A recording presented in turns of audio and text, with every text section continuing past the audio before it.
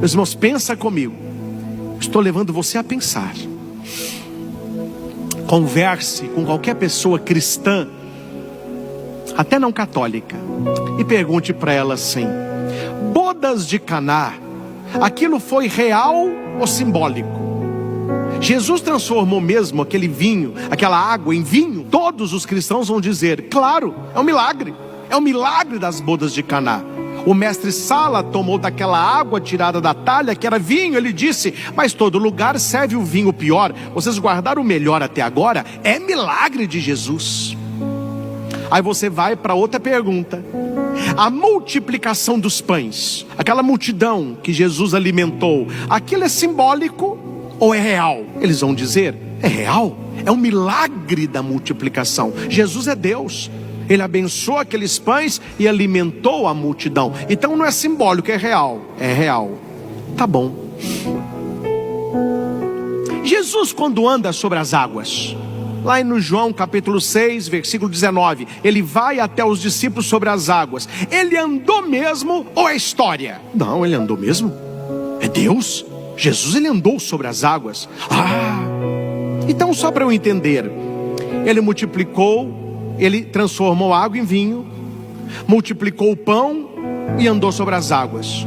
Tudo isso é real? É real. Que maravilha! Então, continuando os textos aqui, quando ele diz que o seu corpo é comida e o seu sangue é bebida, é real. Aí vira quem não é católico: não, aí é simbólico.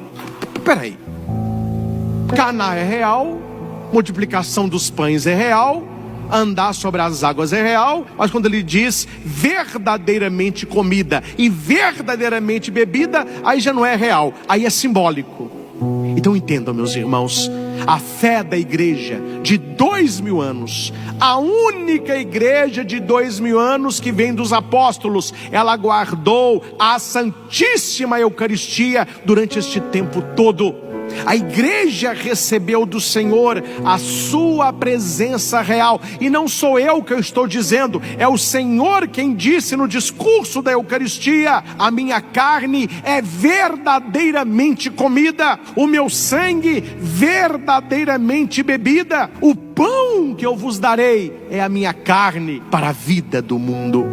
Então a igreja acredita na palavra do Senhor, que a Eucaristia não é um símbolo, não é uma lembrança, é presença real. Corpo, sangue, alma e divindade. Eu acredito na Eucaristia por causa da palavra de Jesus. Mas o Senhor não nos pede uma fé cega. Durante os séculos da igreja, vários milagres eucarísticos aconteceram. O mais conhecido, o de Lanciano, onde a ciência se curva e não se explica. Este é apenas um milagre eucarístico de tantos que existem. E por que o milagre aconteceu? Na maioria dos casos, pela descrença. O sacerdote celebrando a missa, ou alguma profanação. Ali Jesus se manifesta que a hóstia é o seu corpo, que o vinho é o seu sangue. A transubstanciação, a consagração da Santa Missa. E aqui, meus irmãos, para mostrar aos senhores que não é metáfora, ou seja, não é uma comparação, é porque quando Jesus começa esse discurso do pão da vida, que teriam que comer o seu corpo, que beber o seu sangue, os judeus, começaram a ir embora. Leia o capítulo 6 de João, gente. Tem que conhecer Bíblia. As pessoas ouviram e falaram: quê? Comer corpo, beber? Não, esse discurso aí não dá para mim não. O pessoal, começou a ir embora. Aquela multidão que ali estava, muita gente foi saindo. Os discípulos chamaram o Senhor Jesus. O povo está indo embora. Muda o discurso, conserta isso aí. Meus irmãos, se fosse uma linguagem simbólica, Jesus teria falado para o pessoal: gente, volta. Não é comer o meu corpo, não é beber o meu sangue, é um pãozinho, um pouquinho de vinho, é um símbolo. É um símbolo, não precisa ir embora não. Não foi o que aconteceu.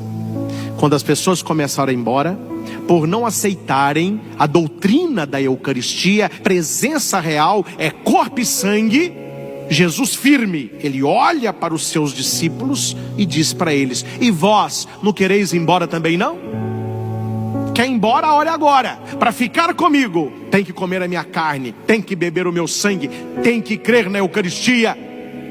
Vós não quereis ir embora também não? Pedro toma a palavra: Senhor, a quem iremos? Só tu tens palavras de vida eterna. Bonito isso, meus irmãos. É claro que Pedro não entendeu. Ele vai entender lá na Santa Ceia, a última ceia, a primeira missa. Lá ele vai entender, mas agora ele não entendeu. Mas ele acreditava em Jesus, porque ele está com Jesus há anos, caminhando com ele, e tudo que Jesus falava acontecia. Ele olhou para o mar e disse: cala-te, e o mar se calou. Ele rolou a pedra, pediram que rolasse, chamou Lázaro, e Lázaro veio para fora. Ele tocou no filho da viúva de Naim e disse para ele: levanta-te. O menino sentou no caixão, voltou à vida. Foi com Jairo e ressuscitou a filha do cara. Pegou um leproso e o curou. Foram 10 os curados. Levantou o paralítico. Tudo que Jesus falava acontecia. Pedro não sabia como, mas Pedro sabia: se ele falou, a gente pode ter fé. Se ele falou, a gente pode ter fé. Tanto que Pedro não responde: Senhor, nós aceitamos, nós vamos comer o teu corpo, nós vamos beber o seu sangue. Não foi o que Pedro disse, que eles estavam ali também impactados com a pregação de Jesus. Mas Pedro dá um tiro certo: a quem iremos, Senhor?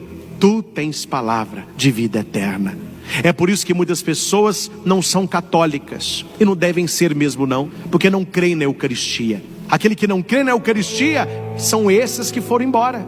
Jesus ficou com os 12 e com aqueles que acreditaram na sua palavra. Quem não crê na Eucaristia, a pessoa não é católica, porque é presença real. Jesus disse para Pedro, para os outros e para nós: hoje, dia de Corpus Christi, não quereis ir embora também não? Não quereis ir embora também não? E a gente responde como Pedro: ó Senhor, a quem nós iremos? Só tu tens palavras de vida eterna, e nós cremos na tua presença real na Eucaristia. Nós cremos no Santíssimo Sacramento. Nós cremos na hóstia consagrada.